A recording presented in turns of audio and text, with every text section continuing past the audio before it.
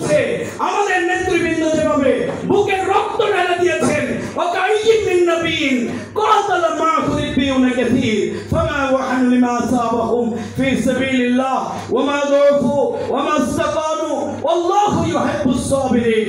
আসুন আমরা নতি স্বীকার করি নাই, আমরা একজন কর্মী জামাত ইসলামের জীবিত থাকতে আমরা অন্যায়ের কাছে মাথা নত করব না।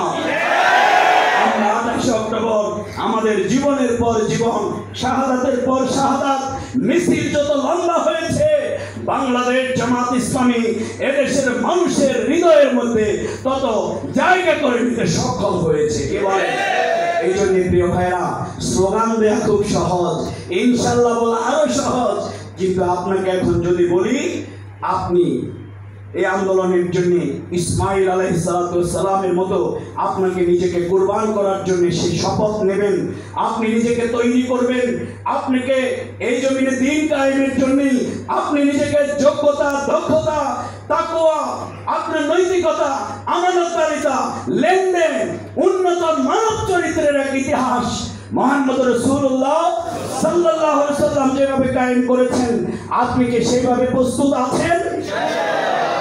আপনি মনে মনে আজ ভাবুন, ওয়াল্লাযী আরসালা রাসূলাহু বিল হুদা ওয়া দীনিল হক, আল্লাহ রাসূল মানব রচিত মতাদর্শের উপরে ইসলামকে বিজয়ী করবার জন্য বদর, উহুদ, খন্দক, প্রায় 80টি যুদ্ধে যেভাবে তার সঙ্গী সাথীদেরকে ডেকেছেন, বাংলাদেশ জামাত ইসলামী আজকে আপনাকে এই শপথ নিয়ে এই বায়াতবদ্ধ হয়ে সেই কাফেলায় যুক্ত করতে চায়।